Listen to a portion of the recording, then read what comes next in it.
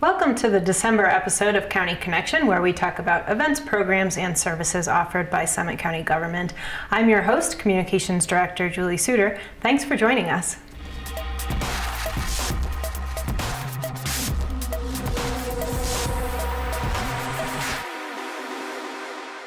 For the first segment in our December episode, we are going to talk about staying healthy during the holidays, and who better to shed light on the topic than two registered dietitians.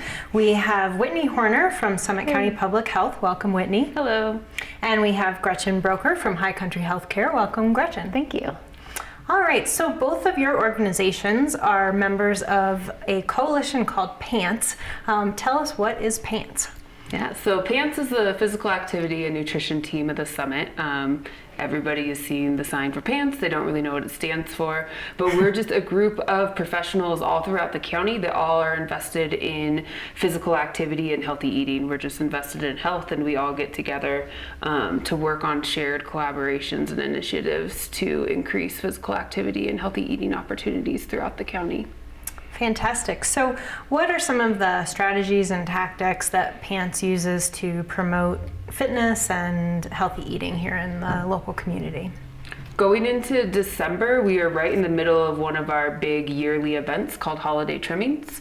Holiday Trimmings is open to all community members throughout Summit County, and what we do is it is a group fitness kind of weigh-in challenge where we don't look at individual weights, but our goal is to have people go into the holidays with the maintain, don't gain kind of attitude, and not necessarily look at it as a time for weight loss or a time for splurging, but just being held accountable with team members. And we actually do group weigh-ins before Thanksgiving, and then we'll weigh out as a team after the new year. And so we're here just to kind of talk about different strategies for how to make sure we don't gain over the holidays. All right.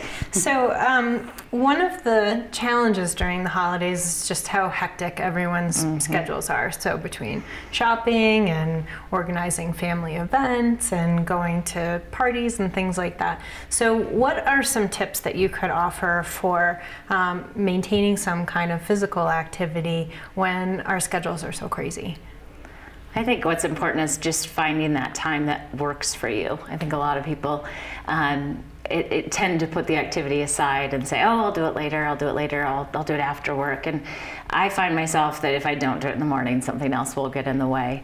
But that's, with all these extra activities going on, I think a lot of times we focus so much on the social and food aspects that maybe tying in activity to some of these events that you go to, going snowshoeing, if we have snow soon, going snowshoeing or going cross-country skiing or going for a walk as a family after your big dinner is kind of a good way to tie it in. Right, or maybe even walking to one of these parties or events. Exactly. Okay, that's a great tip. So you don't have to really necessarily carve out a big chunk of time, but incorporate that activity into the festivities. Exactly. All right. So how about shifting over to the nutrition front?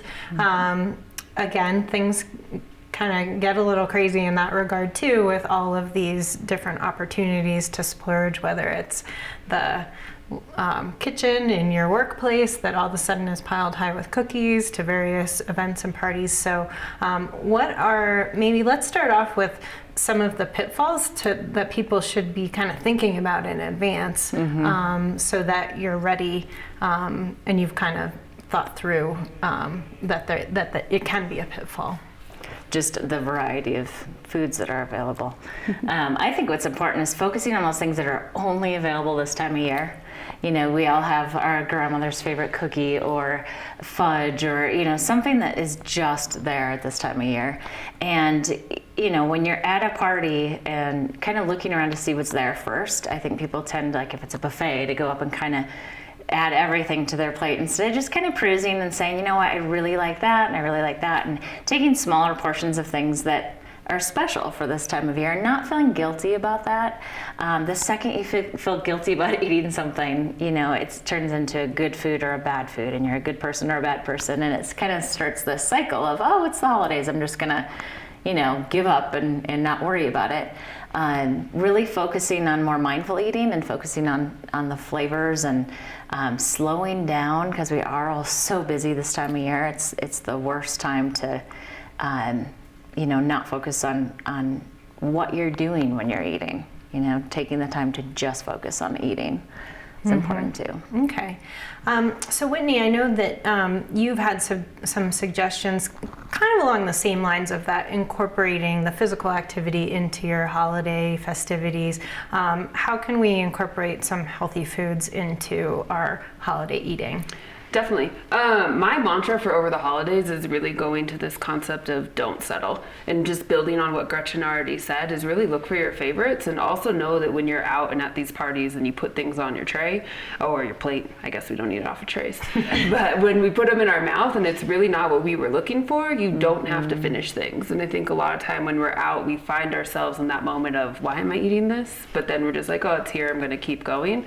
So really just don't settle for the things that don't taste good. And then Gretchen said to be mindful, and I think that's huge, because when something really is good and you want to settle for it, enjoy it and know that it's still there if you want more, but actually being mindful to enjoy the foods that you do like, and don't settle for the things that you think maybe I should or shouldn't eat, but just really kind of tune into what's on your plate. And then one thing that we just added to the WIC website is just looking at how to bring the greens, because I think a lot of times we miss the fruits and the vegetables in the holidays, and those are always things that you can fill up the white space on your plate with some of those foods that you know are good for you. And I think as dietitians, people run away from us in the grocery store because they're like, I don't want you to see what I'm getting.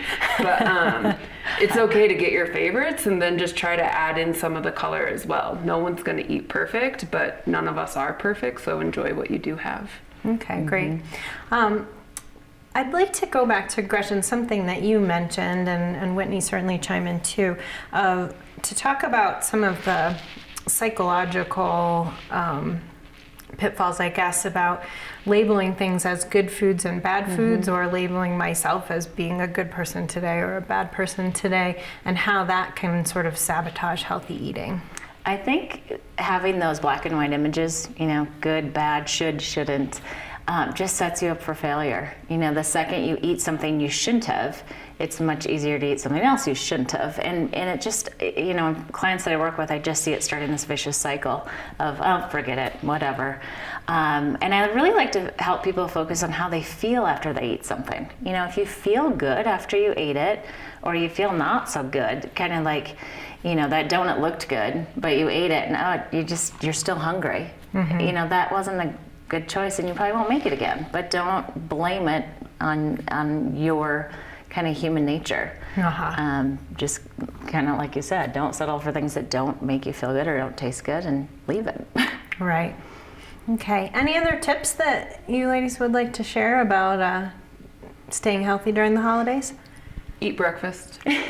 Most important meal of the day. I think a lot of people hear the talk about, oh, I'm saving up for a party, or we have this meal at grandma's or whatnot, but they cut corners on the way leading up to it, where really the holidays aren't any different from any other day. So still go through your routine so that when you do get to those kind of festive activities, you don't show up starving, because then it's a lot harder to make the decisions you're going to feel good about if you cut corners during the day and just eat normally. Okay, great. Or if you overdo it, that's cool too. All right. Well, thanks for all the great tips. And if people are looking for more information about these topics, what are some good information resources? Yeah, Pants has a Facebook page, so if you are on Facebook and you type in the word Pants, capital P-A-N-T-S, I think it's at the screen right now, we are putting up postings on the Pants Facebook page regularly.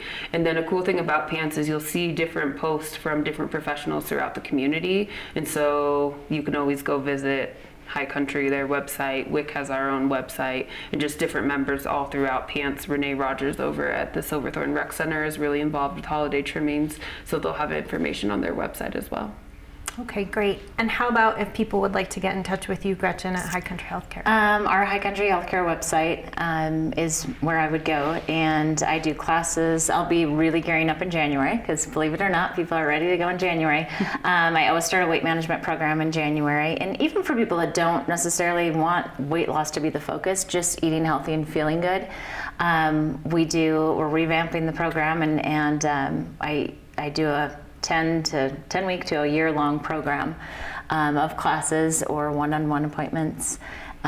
So those are all accessible through our website as well. Excellent. All right. Well, thanks so much for coming in and sharing these great tips and resources, and happy holidays to you both. Thank you. Happy You too. holidays. All right, stick with us. We're going to take a quick break, and when we come back, we're going to talk about a major milestone in the Swan River Restoration Project.